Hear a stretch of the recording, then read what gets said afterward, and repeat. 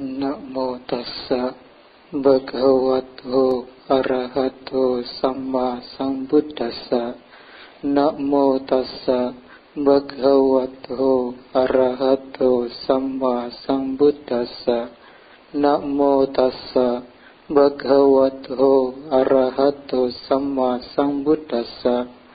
Mawa manyeta punyasa namang tang agamisati uda bindu nipatena uda gumbo pipurati diro purati punyasa tokang tokampi acinang di. Jangan meremehkan kebajikan walaupun kecil dengan berkata perbuatan bajik tidak akan membawa akibat.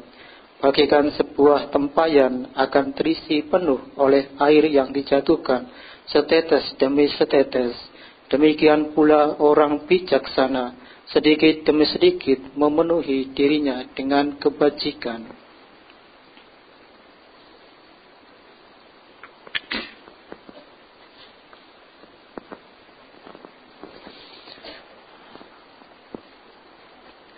Pemimpin Puja Bakti, Ibu, Bapak, Saudara-saudara yang saya hormati, selamat pagi, Soti Hotu, Namo Buddhaya. Pada hari ini ya kita bertemu lagi ya, kenapa? Karena dikhususkan ya setiap hari Minggu biasa para umat ya sudah menjadi aktivitas atau menjadi kegiatan untuk melakukan perbuatan baik. Ya, biasanya pagi baca parita ya dimulai dari jam 9. Nah, ketika sudah setengah 10 bikunya baru masuk. Nah, Ibu Bapak Saudara Dhamma ya karena pada hari ini dikhususkan yang melakukan perbuatan baik harus penuh dengan perhatian. Karena tidak jarang Bapak Ibu Saudara Dhamma ketika seseorang melakukan perbuatan baik. Ya, khususnya tadi di situ sudah dijelaskan seperti halnya di dalam Nindi Kanda Sutta, tetapi saya tidak akan mulai dari situ dulu. Karena ya selama ini ya tentu namanya kehidupan ini sesungguhnya disokong oleh perbuatan baik. Nah, ketika kita mengetahui ya kita harus memahami apa sih yang nama perbuatan baik, apa sih yang artinya kebajikan, apa sih gunanya perbuatan baik untuk diri kita. Nah, ketika kita mengetahui, ketika kita memahami ya tentu kita akan mau melakukan perbuatan baik. Nah, seperti halnya Bapak Ibu Saudara Dhamma ya seperti di dalam Nindi Kanda Sutta tadi di situ di dalam BD. Nah, itu dijelaskan di bait 10 dan bait 13. Jadi dikatakan apabila seseorang menginginkan pahala-pahala atau berkah-berkah di dalam kehidupan ini, nah, maka dia harus melakukan atau menimbun yang namanya kebajikan. Nah, jadi kalau orang-orang kenapa lahirnya cantik, nah, kenapa tampan, kenapa orang lahir dalam keluarga yang sukses, kenapa orang yang lahir dalam kondisi yang kurang baik, kenapa dia bisa lahir di keluarga yang ya cukup mewah, dan kenapa para dewa dan makhluk itu bisa ya namanya permintaan itu bisa dikabulkan melalui perbuatan baik. Nah, ketika kita mengetahui ya tentu ya kita harus mau melakukan perbuatan baik. Ya karena masih jarang ya setiap umat atau ya khususnya tidak hanya umat Buddha saja. Kadang-kadang mereka tidak tahu ya apa ketika melakukan perbuatan baik itu apa sih gunanya. Kadang-kadang masih ada yang tidak tahu. Jadi ketika kita ya mengetahui manfaat dari melakukan perbuatan baik, ya kita harus mau melakukan perbuatan baik. Kalau kita tidak mau melakukan perbuatan baik ya karena yang dikatakan ya hukum sebab akibat. Jadi itu dikatakan sebuah karma. Karma itu adalah perbuatan. Jadi perbuatan yang kita lakukan itu nanti akan menjadi timbunan atau ya diibaratkan kalau sebuah bangunan itu pondasi, dasarnya. Lalu kalau kita ingin terlahir dalam bahagia, ya kita harus mau menimbun yang namanya perbuatan baik. Nah, di situ dikatakan ada 4 jenis manusia. Di dalam Anggutara Nikaya dikatakan. Yang pertama yaitu seseorang yang memperhatikan seseorang yang tidak memperhatikan kebajikan diri sendiri dan tidak memperhatikan kebajikan orang lain. Nah, jadi di dalam kehidupan ini ada 4 jenis manusia. Yang pertama itu tidak peduli kepada dirinya sendiri. Jadi tidak peduli ketika hidup ini, oh biarinlah saya tidak mau melakukan perbuatan baik. Bahkan ketika merawat orang lain pun tidak peduli. Nah, seperti halnya tidak hanya melakukan perbuatan baik, tetapi di dalam kehidupan ini ya tentu ketika kita membuka usaha. Kadang-kadang kan kita usaha sendiri aja, kita tidak peduli apa yang kita lakukan, kadang-kadang cuek, biarin lah, besok usaha kita lancar sendiri. Tidak bisa. Kadang-kadang kita tidak peduli juga terhadap orang lain. Nah, di situ dijelaskan seperti itu. Jadi ketika kita ya dalam poin pertama itu ya dibaratkan seperti orang yang tidak peduli terhadap dirinya sendiri maupun kepada orang lain. Nah, makanya Sang Buddha menjelaskan ya sesungguhnya ketika kita bisa mempraktekkan ya tidak hanya dhamma tetapi ya seperti ilmu pengetahuan, ya seperti ya pekerjaan, ketika kita bisa mempraktekkan pada diri sendiri, sesungguhnya kita bisa memberikan manfaat kepada orang lain. Seperti halnya ya dicontohkan seperti seorang petani misalkan. Nah, ketika seorang petani tidak mengetahui atau tidak memperhatikan bagaimana merawat padi, tidak bagaimana memperhatikan padinya supaya ya bagus, begitu kan dia tidak akan pernah memperhatikan padi milik orang lain. Nah, kalau seperti Bapak Ibu Saudara Dhamma, jadi ketika kepada dirinya sendiri tidak peduli, bagaimana mau peduli terhadap orang lain? Ya kan? Jadi di dunia ini ada jenis atau tipe orang seperti ini, yang terhadap melakukan perbuatan baik ya kadang-kadang seperti berdana, ya tidak penuh perhatian.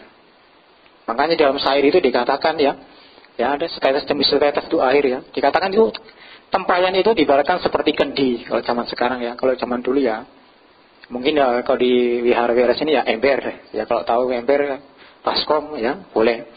Nah, di sini dikatakan ketika kita meneteskan air ya kelama-kelamaan maka tempat itu akan menjadi penuh.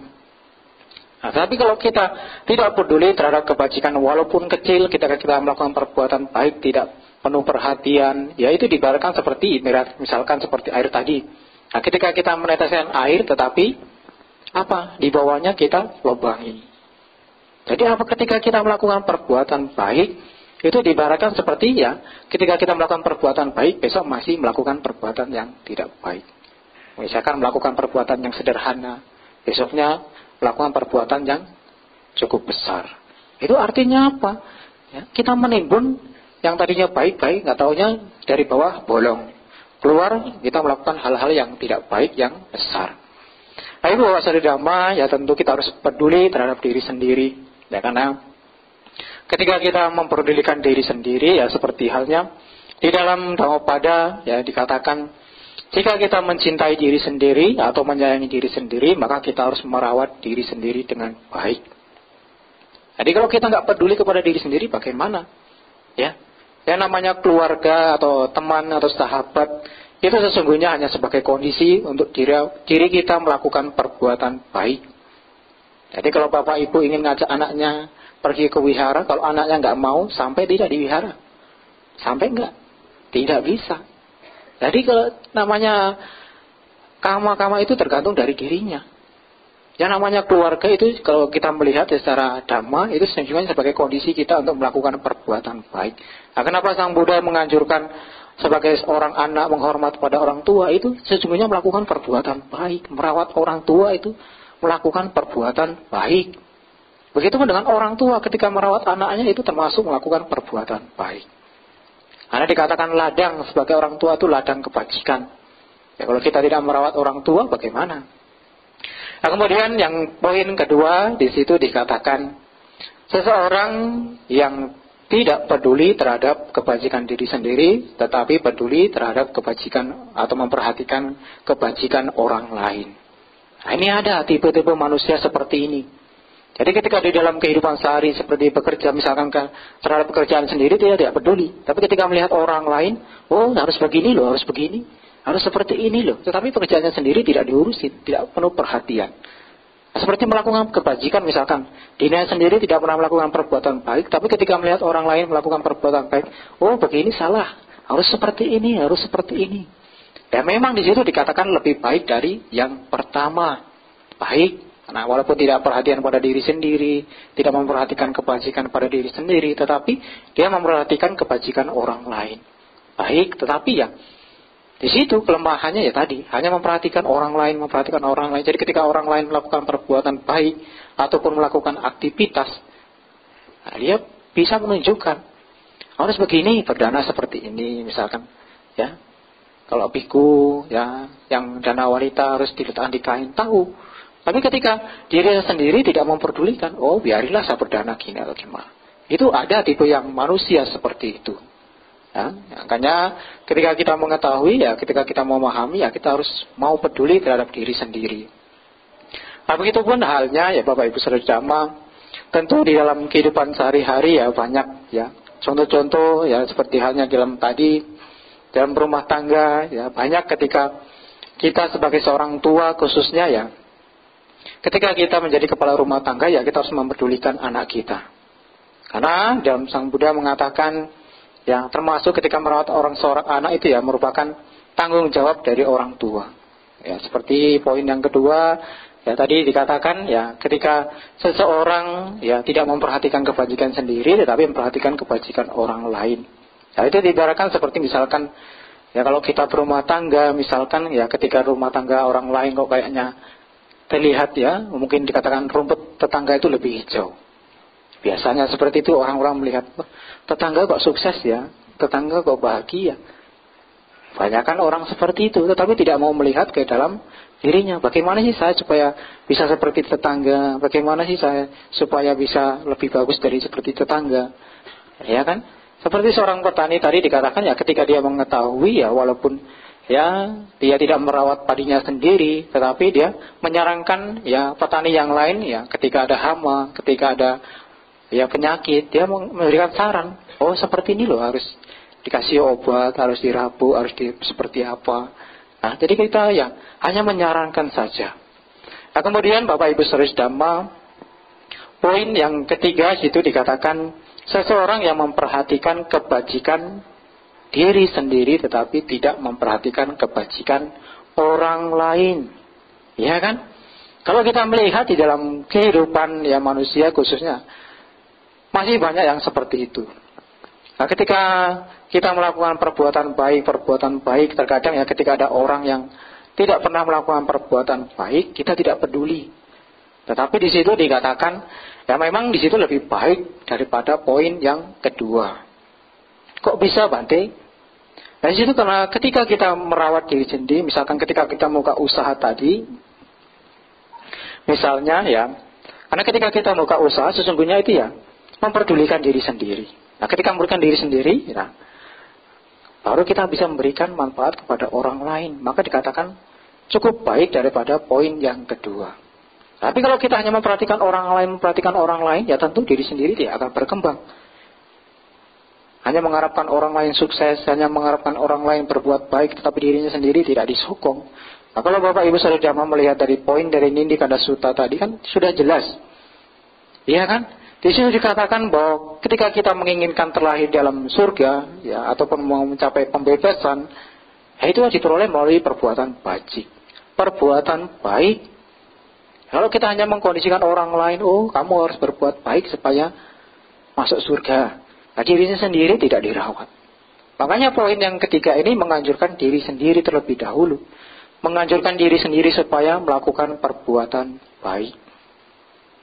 Nah, kalau kita tidak mau melakukan perbuatan baik, ya bagaimana? Kita bisa mengajarkan kepada orang lain.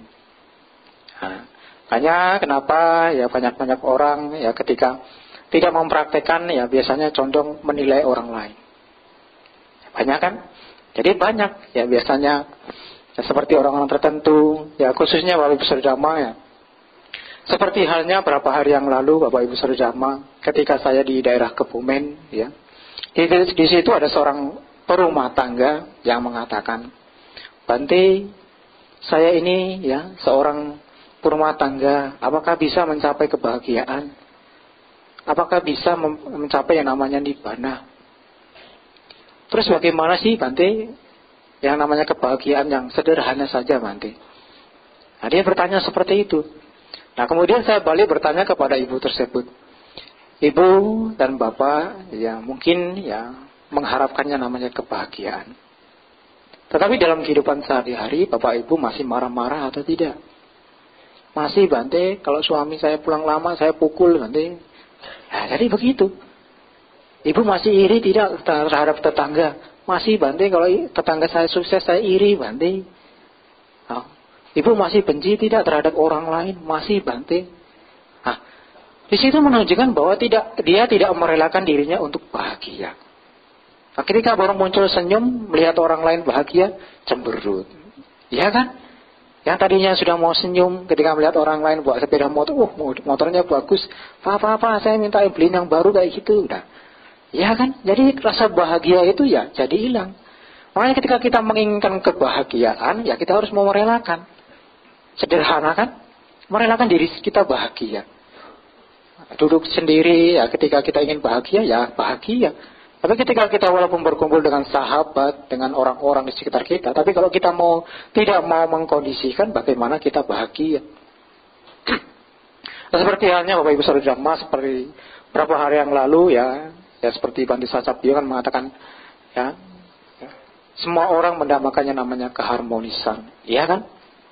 Jadi kalau menginginkan yang namanya keharmonisan tersebut, ya dia harus mau mengkondisikan. Karena berapa hari yang lalu Bapak Ibu Saudara jamaah, ketika saya membaca sebuah, ya di situ dibuat artikel sih, dia hanya cuma catatan kecil, ya di situ dikatakan di bawahnya yang mengatakan ya Dalai Lama. Nah, tapi ketika saya membaca, ya kok masuk di akal ya. Ketika dia mengetahui sebuah ajaran, ya tentu ketika dia mengetahui ajaran walaupun beda-beda, nah itu diibaratkan seperti seseorang yang makan atau seorang sahabat yang makan bersama.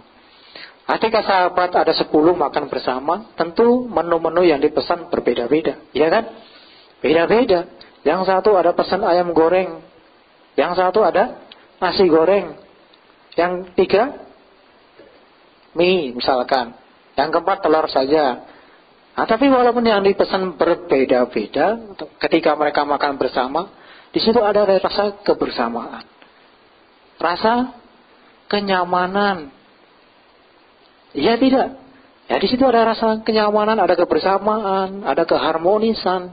Jadi intinya yang namanya keharmonisan atau ya memperhatikan ya perbuatan baik itu penting di dalam kehidupan kita.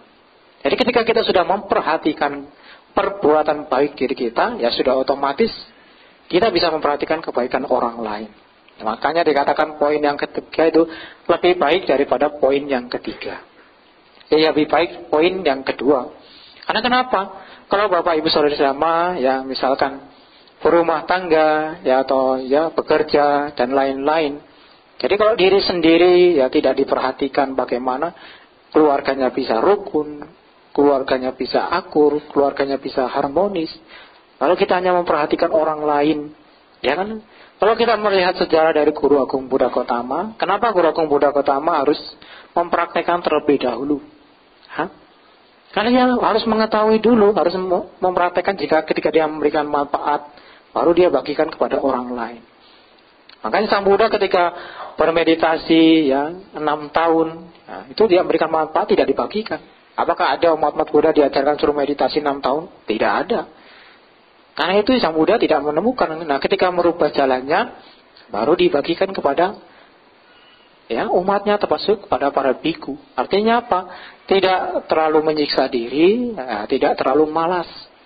Jadi kalau orang yang menyiksa diri, ya ibaratnya strict, gak mau makan.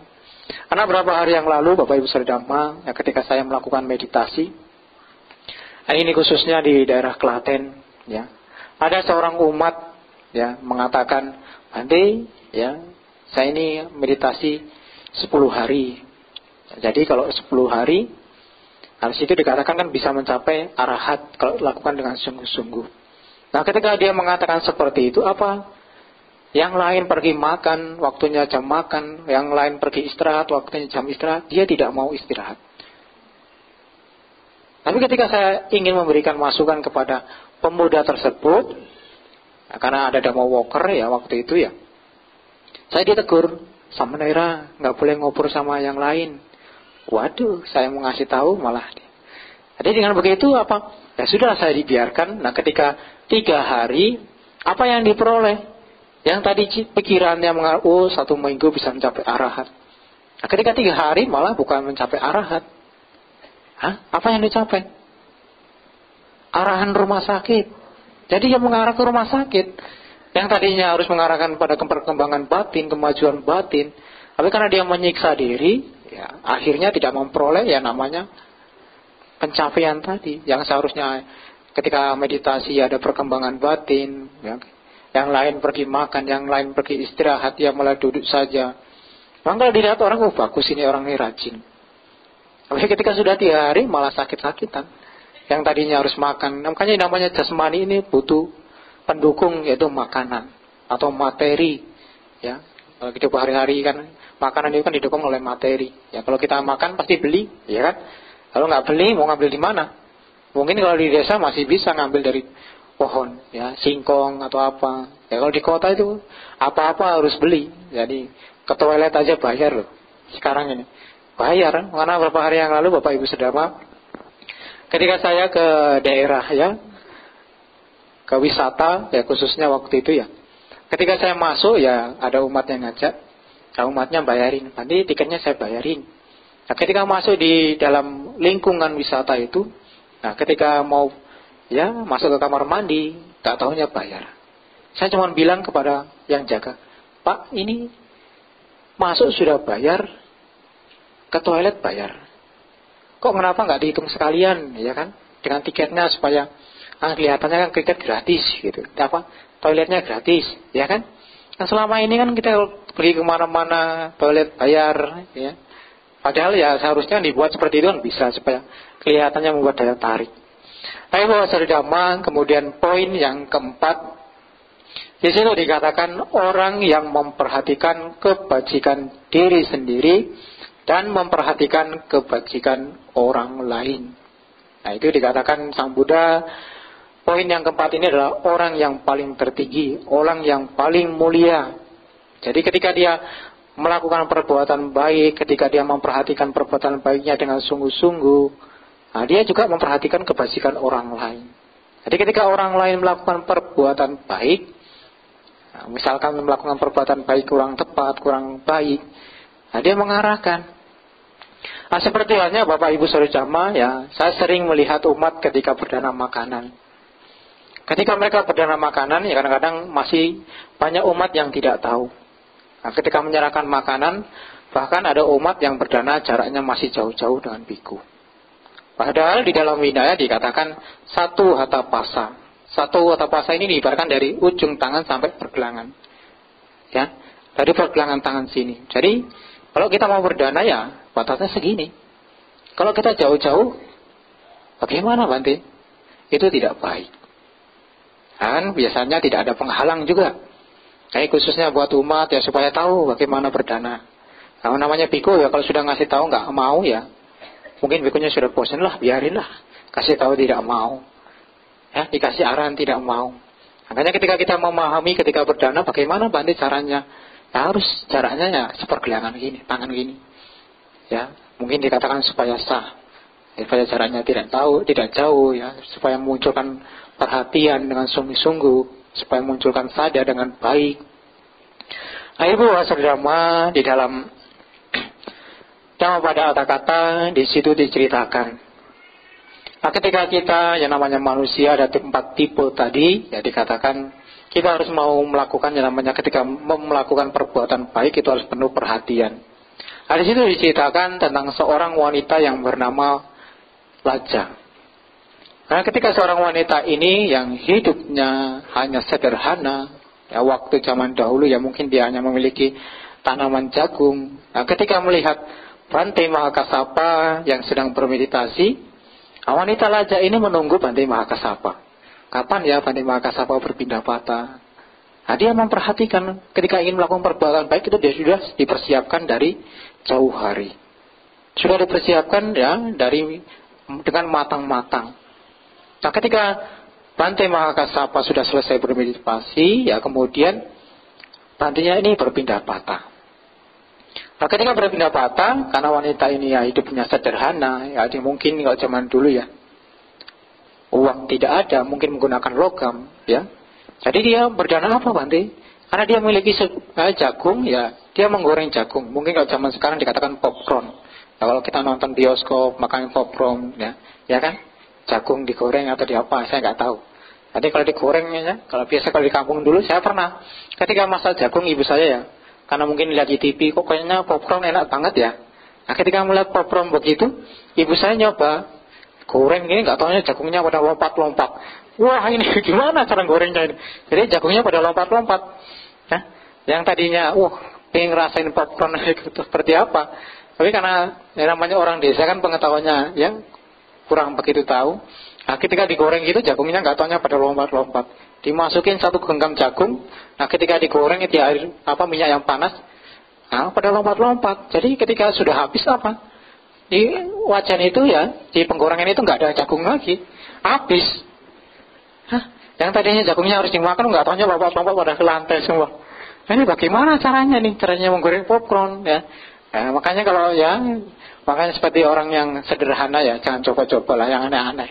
Kalau belum bisa atau belum tahu caranya. Seperti halnya Bapak Ibu Saudara, ya seperti wanita lajah ini, karena waktu itu dia hanya memiliki jagung, ya kemudian digoreng. Nah ketika digoreng, kemudian dia mempersiapkan diri, ya, dia memperhatikan bahwa dia ingin melakukan perbuatan baik walaupun hanya sebiji jagung. Ya, walaupun hanya jagung yang sederhana, tetapi dia dengan sungguh-sungguh melakukan perbuatan baik tersebut. Nah, ketika dia melakukan perbuatan baik, ketika Bante Makasapa lewat, ya kemudian dia menunduk, ya berjongkok. Ya kalau di daerah kota-kota, orang kalau pindah patah itu biasanya berdiri.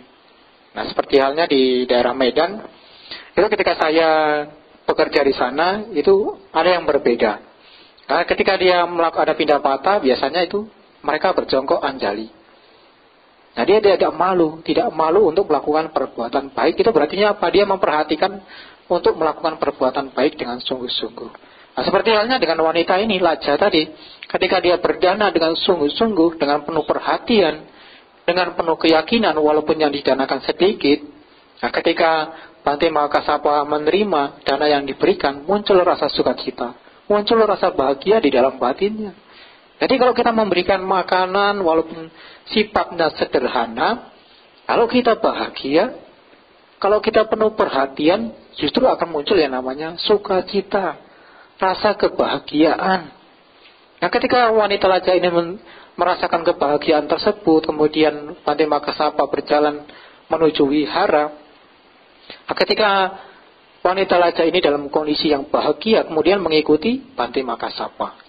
Nah, ketika mengikuti yang tadinya ketika Bante Makasapa lewat ada seekor ular. Nah, ketika itu ularnya tadinya mematok Bante Makasapa.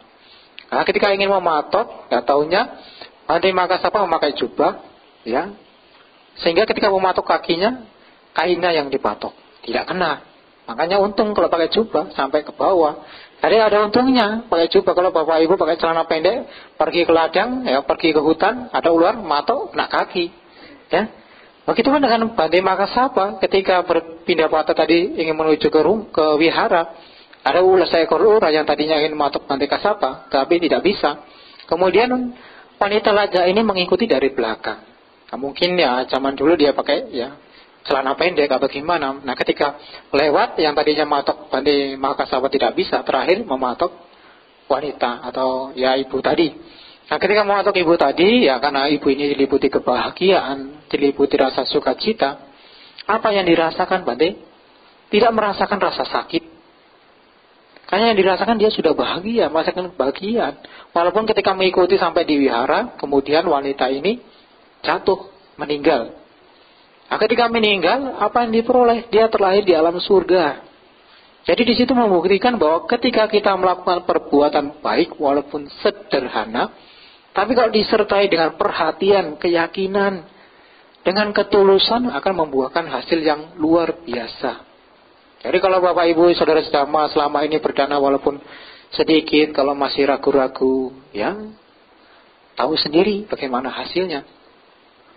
Walaupun berdana banyak, ya misalkan berdana ya wihara, tapi kalau pikirannya masih tidak baik, ya itu sifatnya sederhana.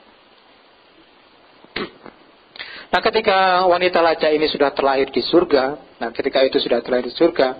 kemudian wanita lajah ini mengetahui bahwa ketika dia terlahir di surga ini manfaatnya dari melakukan perbuatan baik, berdana jagung kepada Bante Makasapa. Nah, ketika itu Bante Makasapa yang biasa ditinggal di wihara, yang biasa kalau pagi membersihkan halaman sendiri, merawat jasmani sendiri, yang menyiapkan tempat mandi sendiri. Nah, ketika suatu ketika ya, karena wanita raja ini sudah terlahir di alam surga, nah, dia ingin memiliki niat untuk melakukan perbuatan bajik lagi kepada Bante Makasapa. Jadi ketika Bante Makasapa biasanya bangun, ya kalau habis bermeditasi dia bersih-bersih, nyapu halaman, ya, menyiapkan air untuk para biku yang lain. Nah, ketika begitu, ketika dia bangun, kok melihat halamannya sudah rapi, kok airnya sudah disiapkan, tempat tidurnya sudah dibersihkan, para biku yang lain biasanya sudah pindah patah, ini sudah bersihkan. Nah, ketika suatu ketika Bante Makasapa ini bersembunyi, ingin mengetahui siapa sih yang melakukan perbuatan baik ini, siapa sih yang bersih halaman. Nah, ketika suatu ketika melihat, ya, gak taunya yang membersihkan halaman ini ya dewa tadi, yang dikatakan wanita raja tadi. Karena dia merasakan manfaat dari melakukan perbuatan baik, ya sehingga apa? Ya dia ingin melakukan perbuatan baik lagi. Nah, kemudian ketika Bante Makasapa melihat, mengetahui bahwa seorang dewa yang melakukan perbuatan itu, ya Bante Makasapa kemudian menegur. Ya, ibu kan seorang dewa, tugasnya di sana. Kami sebagai seorang samana, sebagai seorang biku, sudah memiliki kewajiban diri sendiri untuk merawat diri sendiri. Nah, di situ jadi tujuan menjadi seorang samana ya sudah jelas untuk hidup sederhana. Ibu Waserdhamma, ya tentu setiap orang mendamakan yang namanya tadi ingin mengharapkan memperhatikan perbuatan baik dengan sungguh-sungguh supaya memperoleh perbuatan baik di dalam kehidupan ini, ya. Karena beberapa hari yang lalu, Bapak Ibu Saudara, masih banyak orang yang tidak mengerti, masih banyak orang yang tidak mengetahui. Ya, seperti halnya, ya beberapa hari yang lalu ada seorang ibu yang bertanya, Bante, saya ini takdirnya sudah miskin. Nah, saya diam saja. Ya sudah, kalau takdirnya sudah miskin, ya sudah miskin. Nah, besok lagi ketika ya sekitar setengah tahun, sekitar hampir setahun juga, ketika saya bertemu lagi, Bante saya sudah kaya. Loh, kemarin takdirnya sudah miskin, bisa kaya. Bagaimana caranya? Kan kalau dikatakan takdir itu kan sudah tidak bisa berubah, iya kan? Tapi kalau menurut Budi sendiri itu dikatakan hukum sebab akibat atau dikatakan karma. Jadi kalau orang melakukan perbuatan baik atau tidak baik, itu akan menjadi ya timbunan bagi dirinya sendiri. Jadi dikatakan sebagai penopang. Nah, kenapa orang-orang sekarang terlahir ya dalam kondisi kurang baik? Ya itu mungkin zaman dulunya tidak baik. Nah, kenapa orang zaman sekarang banyak sakit-sakitan, ya sering sakit jantung, habis sakit jantung sembuh sakit ini lagi? Mungkin zaman dulunya dia pernah menyiksa makhluk lain. Ya itu ada sebabnya. Kenapa orang-orang bisa sakit, kenapa orang bisa seperti itu, ya ada sebabnya. Makanya yang namanya karma atau perbuatan itu sesungguhnya bisa berubah. Kalau kita bisa mengkondisikan seperti kebahagiaan, misalkan kita ingin sukses, ya kita harus mengkondisikan. Nah, ketika kita bisa mengkondisikan, misalkan, Bante saya ingin kaya, duduk saja, duduk aja di wihara, nanti sampai setahun kaya tidak? Ya kalau orang duduk di wihara bisa jatuh uang 1 M, saya mau, Bantenya pun mau. Jadi kalau ada uang jatuh 1 M di wihara mau. Siapa sih nggak mau di sini kalau tiba-tiba duduk sebentar kaya? Iya kan? Jadi harus mengkondisikan ketika kita ke wihara itu memantapkan, ya tujuannya untuk mengingatkan kembali perjuangan kita, memperkuat keyakinan kita, sadar kita. Nah, ketika kuat ya kita, saya ingin sukses, bagaimana buka usaha. Nah, ketika buka usaha, nah kita harus mengkondisikan bagaimana Bante. Ketika buka usaha senyum, ya senyum, ya jangan ketika buka usaha cemberut. Nah, biasa kalau ya, karena beberapa hari yang lalu Bapak Ibu Saudara ada seorang umat, Bante kemarin saya beli barang ini di tempat si A, memang harganya agak murah Bante, tapi saya nggak mau Bante, kenapa? Saya lebih milih ya tempat si B, walaupun harganya agak selisih, agak lumayan, tapi saya lebih suka di si B. Karena si B ini orangnya ramah Bante, ketika saya masuk aja disapa, selamat pagi Bapak, semoga sehat, ya. Orang jadi senang. Kalau kita baru datang, udah cemburu kayaknya, waduh ini udah cembetut ya. Apalagi kalau di situ sudah berantem, wah orang pun walaupun harganya murah kadang-kadang males. Jadi kalau kita ingin mengkondisikan namanya berkah, tadi ya kita harus mau mengkondisikan. Nah, dalam keluarga ya biasanya, kenapa ya biasanya kalau rumah tangga tidak rukun, kenapa rumah tangga biasanya ya bisa terpecah? Itu karena mereka tidak memunculkan namanya keharmonisan. Ya, kadang-kadang pada anaknya tidak akur, pada orang tuanya tidak akur, ya. Karena banyak Bapak Ibu Saudara Dhamma, ketika orang ya dalam kehidupan sehari-hari ya, kalau tidak bisa mengerti ya biasanya condong dia bisa stres. Ya, kalau Sang Buddha mengatakan kehidupan ini adalah anicca atau perubahan. Jadi ketika kita mengetahui perubahan tersebut, ya kita tidak akan menderita. Makanya kalau sering-sering saya biasanya kalau ke rumah duka, ya, saya menjelaskan 3 utusan agung. Apa Bante 3 utusan agung? Usia tua, penyakit, dan kematian. Jadi ketika kita mengetahui hal itu ya, kita harus merawat jasmani kita. Kan banyak orang sekarang, Bante hidup ini anicca, jadi kalau saya sakit biarinlah proses dengan sendirinya. Itu orang yang salah. Justru ketika kita mengetahui anicca, ya kita harus mau berobat. Oh, tubuh ini anicca. Bagaimana sih cara supaya anicca ini tidak cepat? Pergi ke dokter, berobat. Bagaimana sih supaya anicca ini tidak cepat? Makan. Jadi kalau kita tidak makan, bagaimana? Karena beberapa hari yang lalu, Bapak Ibu Saudara Dhamma, ada seorang ibu. Nah ini ketika saya ya di situ ngisi, ada ibu yang cerita, Bante, anak saya beberapa hari yang lalu meninggal. Nah ketika dia mengatakan, ibu saya sakit, ya sudah nggak apa-apa, mungkin sakitnya biasa. Kan hidup ini anicca tidak apa? Hidup ini kan anicca perubahan. Jadi ya mungkin sakit sebentar bisa sembuh. Nah begitu apa? Ketika paginya menjelang anak ini langsung meninggal. Nah, dia tidak mengetahui namanya anicca seperti apa. Mau tahu anicca perubahan berarti ketika sakit maka akan sembuh. Nah sembuh itu kan harus kita kondisikan. Kalau kita dia mau berobat sembuh tidak. Nah, seperti halnya misalkan anak SD. Ya kalau anak SD suruh ujian anak SMA tentu tidak bisa.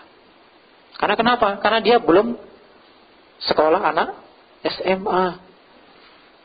Nah, begitu dengan itu. Jadi ketika namanya anak-anak tidak mengetahui, ya bagi orang tua yang sudah tahu, ya harus pergi ke dokter, harus merawat. Nah, seperti halnya Bante sendiri beberapa hari yang lalu, Bante sakit ya, boleh ke dokter enggak? Ada umat yang nanya kayak gitu.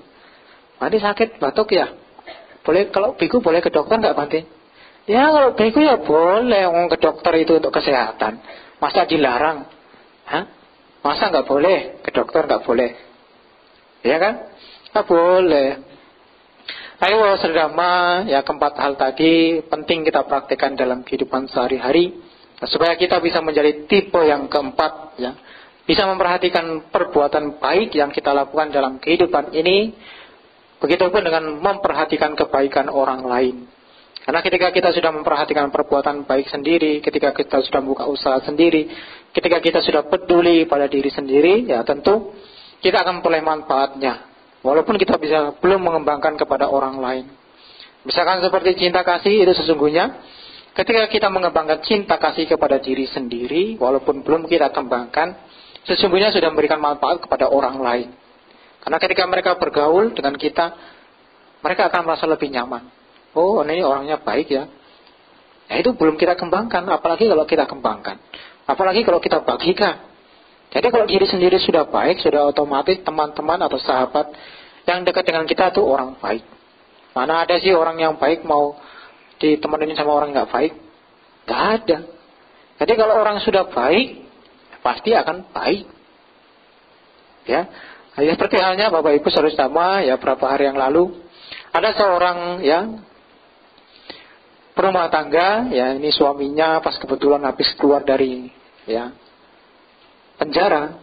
Nah ketika keluar dari penjara dia mengatakan, Bante, saya ini seperti ini gara-gara masuk penjara ini gara-gara teman saya Bante. Saya diajak main judi. Nah, ketika masih main judi, pas kebetulan main baru sekali sudah digerebek. Nah ketika sudah digerebek apa? Masuk penjara. Nah, ketika masuk penjara, apa dia menyalahkan temannya? Oh, ini gara kamu nih saya diajak begini. Ya, gara kamu nih saya masuk penjara begini, gara kamu.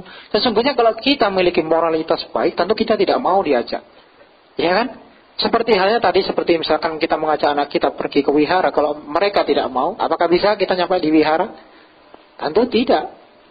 Apa begitu halnya dengan pemuda tadi, kalau dia memiliki perilaku yang baik, mengetahui bahwa melakukan perbuatan baik itu memberikan manfaat kepada diri sendiri. Jadi ketika diajak orang lain itu tidak mau. Lalu ikut saya yuk main catur misalkan. Kalau dia tahu nggak baik pasti tidak mau. Nah itu Bapak Ibu Saudara yang saya sampaikan.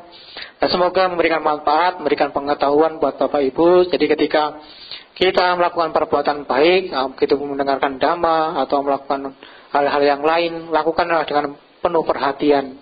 Lakukan dengan sungguhan, lakukan penuh dengan keyakinan. Karena ketika kita memiliki keyakinan dengan sungguh-sungguh, tentu akan memberikan manfaat, tidak hanya di kehidupan sekarang, maupun di kehidupan yang akan datang. Sabi sata bhavantu sukitata, semoga semua makhluk hidup berbahagia. Sadu, sadu, sadu.